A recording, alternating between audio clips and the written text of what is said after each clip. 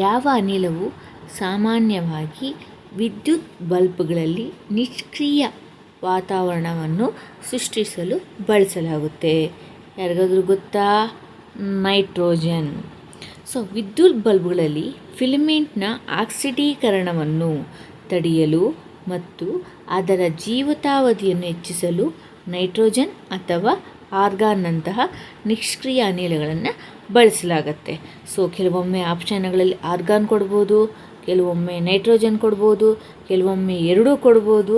So ನಿಮಗೆ answer ನೆನಪಿರಲಿ. ಮಾನವ ದೇಹದಲ್ಲಿನ ಅತಿ ಚಿಕ್ಕ ರಕ್ತನಾಳಗಳು ಯಾವುವು? ಕೇಶನಾಳಗಳು, ಕೆಪಲರೀಸ್. ಸೊ ಇದೇನಪ್ಪ ಅಂದರೆ ಕೇಶನಾಳಗಳು ಮಾನವ ದೇಹದಲ್ಲಿನ ಅತಿ ಚಿಕ್ಕ ರಕ್ತನಾಳಗಳು. ಇವು ಅಪಿಧಮನಿಗಳು ಮತ್ತು ಸಿರೆಗಳ ನಡುವೆ ಸಂಪರ್ಕವನ್ನು ಕಲ್ಪಿಸುತ್ತದೆ ಮತ್ತು ಜೀವಕೋಶಗಳು ಮತ್ತು ರಕ್ತದ ನಡುವೆ ಪೋಷಕಾಂಶಗಳು, ಆಮ್ಲಜನಕ ಮತ್ತು ತ್ಯಾಜ್ಯಗಳ ವಿನಿಮಯ ನಡೆಯುವ ಸ್ಥಳವಾಗಿದೆ. ಅರ್ಥ ಆಯ್ತಾ? ಸೊ ನೆಕ್ಸ್ಟ್ ಕ್ವಶನ್ಗೆ ಹೋಗೋಣ. ಬೆಳಕಿನ ಕಣಗಳ ದ್ವಂದ್ವ ಸ್ವಭಾವವನ್ನು ಅಂದರೆ ಡ್ಯುಯಲ್ ನೇಚರನ್ನು ವಿವರಿಸಿದ ವಿಜ್ಞಾನಿ ಯಾರು? ಗೊತ್ತಾ ಯಾರಿಗಾದರೂ ಯಾರು ಅಂತ? Albert Einstein. ಸೊ ಇವರು ಫೋಟೋ ಎಲೆಕ್ಟ್ರಿಕ್ ಎಫೆಕ್ಟ್ನ ವಿವರಣೆಯ ಮೂಲಕ ಬೆಳಕಿನ ಫೋಟಾನುಗಳು ದ್ವಂದ್ವ ಸ್ವಭಾವವನ್ನು ವಿವರಿಸ್ತಾ ಹೋಗ್ತಾರೆ. ಅರ್ಥ ಆಯ್ತಾ? ನೆಕ್ಸ್ಟ್, ಶುದ್ಧ ನೀರಿನ pH ಮೌಲ್ಯ ಎಷ್ಟು? ಶುದ್ಧ ನೀರಿನ pH ಮೌಲ್ಯ 7. ಅರ್ಥ ಆಗ್ತಾ ಇದೆಯಾ? ಇದಕ್ಕಿಂತ ಕಡಿಮೆ ಇದ್ದರೆ ಅಸಿಡಿಕ್ ಅಂತ ಕರಿತೀವಿ, ಅದಕ್ಕಿಂತ ಜಾಸ್ತಿ ಇದ್ದರೆ ಕ್ಷಾರೀಯ ಅಂತ ಕರಿತೀವಿ. ಅರ್ಥ ಆಗ್ತಾ ಇದೆಯಾ?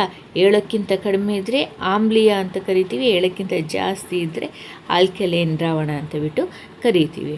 ನೆಕ್ಸ್ಟ್ ಕ್ವಶನ್, ಜೀವಿಗಳ ವಿಕಾಸದ ಎವಲ್ಯೂಷನ್ ಸಿದ್ಧಾಂತವನ್ನು ಪ್ರತಿಪಾದಿಸಿದವರು ಯಾರು? Charles Darwin. ಇವರು ಈ ಸಿದ್ಧಾಂತವನ್ನು ಪ್ರತಿಪಾದಿಸಿದರು. ಇದು ಜೀವಶಾಸ್ತ್ರದಲ್ಲಿ ಒಂದು ಮೂಲಭೂತ ಪರಿಕಲ್ಪನೆ ಆಗಿದೆ.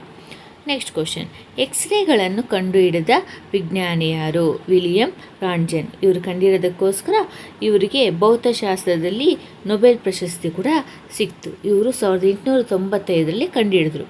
ಹೃದಯದ ಯಾವ ಭಾಗವು ಆಮ್ಲಜನಕಯುಕ್ತ ರಕ್ತವನ್ನು ದೇಹಕ್ಕೆ ಪಂಪ್ ಮಾಡುತ್ತದೆ? ಪ್ರೆಸ್ ಮಾಡಬೇಕಾದ್ರೆ ಹಂಗಾಯಿತು. ಎಡವೆಂಟ್ರಿಕಲ್.